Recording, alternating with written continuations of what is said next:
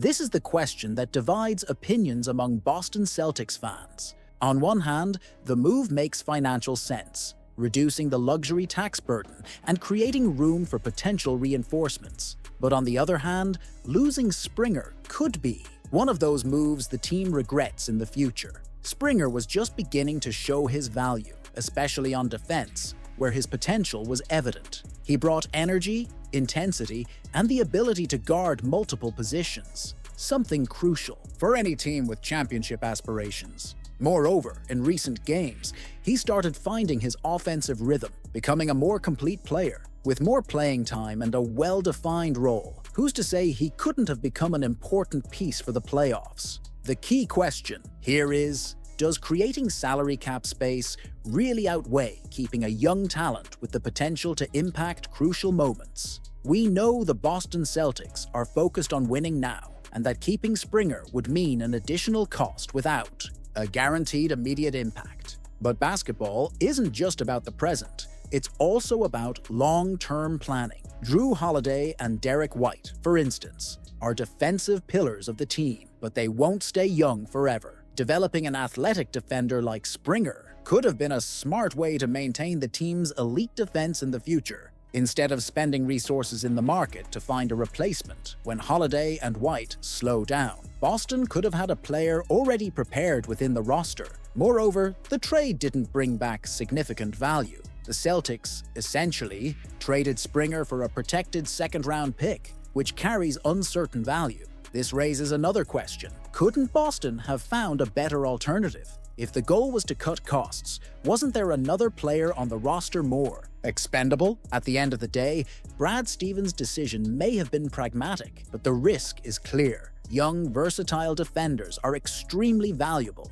especially in the playoffs, where defensive intensity often determines the champion. If Springer develops into a key piece for the Rockets, this trade might be seen as a strategic mistake, leaving the Celtics with a difficult gap to fill in the coming years.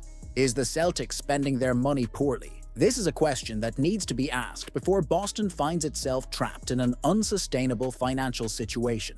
The team already has massive contracts with Jaylen Brown, Jason Tatum, Drew Holiday, and Derek White, and there's still the issue of Kristaps Porzingis, who may demand a new deal in the future. Is Brad Stevens truly building a sustainable roster, or is Boston at risk of following the same path as the Golden State Warriors, who sank into an unmanageable salary cap situation and are now struggling to stay competitive? Looking at the NBA landscape, it's clear that teams that spend too much can become prisoners of their own decisions. The Warriors, for example, invested heavily to keep their core intact, but ended up locked into contracts that limited their ability to refresh the roster. As a result, they were left with an aging team and little flexibility for new signings. Boston could be heading in the same direction. The Celtics' bet is clear: win now. With a core of stars in their prime, the team knows this is its best chance to secure more titles and establish a dynasty. But there's a problem with that strategy. By committing to long and expensive contracts, Boston may be sacrificing its flexibility for the future. What if, in 2 or 3 years, this roster starts showing signs of wear? Without cap space to bring in reinforcements, the team could become stagnant and run out of viable options for renewal. Additionally, the NBA has imposed increasingly strict rules to limit teams that exceed the salary cap. The second apron, for instance, restricts trades, prevents the use of exceptions, and even limits future draft picks. This means that if Boston continues spending without control, it may find itself unable to make crucial moves to adjust the roster. In other words, overspending not only makes it harder to maintain the team, but also limits its ability to evolve.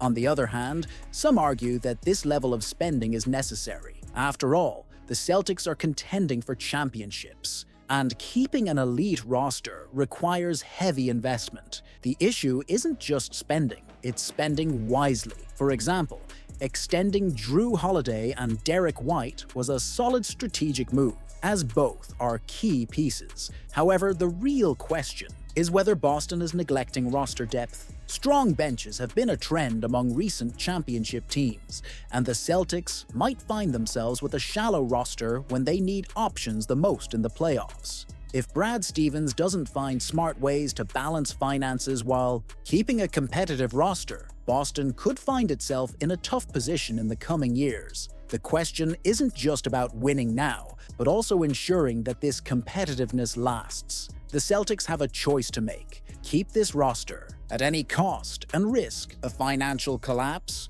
or start making adjustments to secure a sustainable future. Is Brad Stevens making the same mistake as Danny Ainge? Building a championship team requires a delicate balance between aggressiveness and patience. Danny Ainge was always recognized as one of the best negotiators in the NBA, but his hesitation to pull the trigger on major trades often cost the Boston Celtics a chance to win titles earlier. The biggest example of this was his refusal to trade picks and young talent for established stars like Paul George or Jimmy Butler, players who could have elevated the team to the top before the Tatum and Brown era fully matured. Now, is Brad Stevens repeating the same mistake by prioritizing financial flexibility and avoiding more aggressive moves? On one hand, Stevens has proven that he isn't afraid to act when necessary. His acquisitions of Kristaps Porzingis and Drew Holiday turned the Celtics into a championship team. However, there are signs that he might be falling into the same trap of hesitation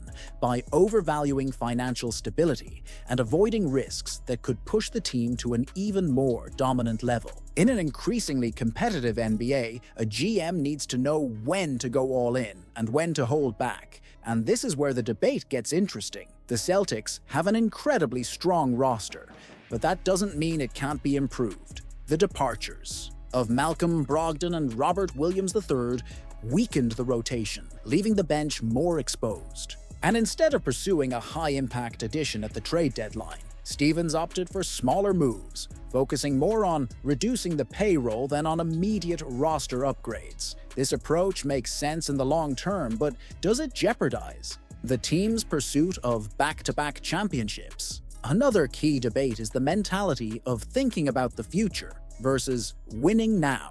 The Celtics are in their best title window since the 2000s, and when a team is this close to the top, any hesitation can be costly. If Stevens remains overly cautious, could the team end up being surpassed by rivals willing to take risks? The Bucks, for instance, went all in on Damian Lillard. The Nuggets made bold moves to keep their core intact. Even the Warriors, during their dynasty years, didn't hesitate to spend massive amounts to keep their roster strong. Does this mean Stevens should mortgage the future just to add another impact player right now? Not necessarily, but there's a middle ground between prudence and passivity. And if a real opportunity to improve the team arises, he must act without fear. After all, the NBA waits for no one, and the Celtics can't afford to make the mistake of assuming this championship window will last forever. Should the Celtics have used Springer to acquire a useful player instead of just clearing cap space? When the Boston Celtics decided to trade Jaden Springer to free up salary cap space,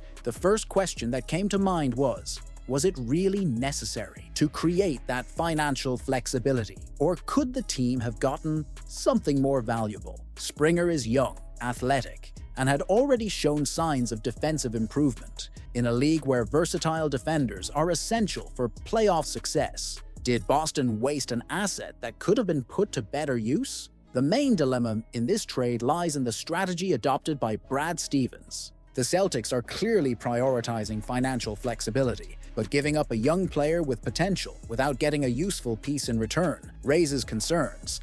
A contender like Boston doesn't need stars to improve.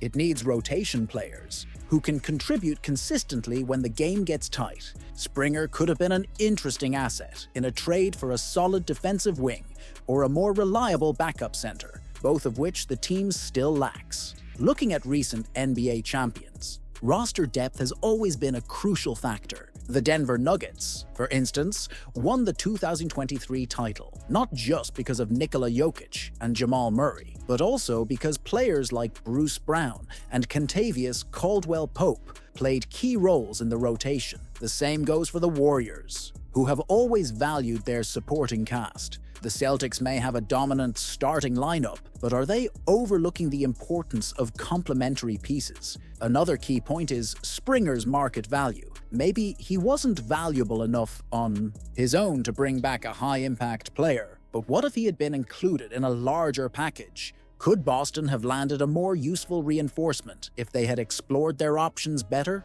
Wouldn't it have been better to try something rather than just save money? Stevens' decision may make sense from a financial standpoint, but it could also be an example of how excessive caution can come at a long-term cost. This is a team fighting for back-to-back championships. Every piece matters. If the Celtics reach the playoffs and feel the lack of depth, this trade could be remembered as a strategic misstep. In the end, the big question remains: is Boston thinking too much about the future and letting opportunities to strengthen the present slip away? After all, the time to win is now, and in an increasingly competitive NBA, any advantage could be the difference between lifting the trophy and watching another team celebrate. Hey Celtics fanatics, what do you think of this news? Leave your opinion in the comments, as it's highly valued.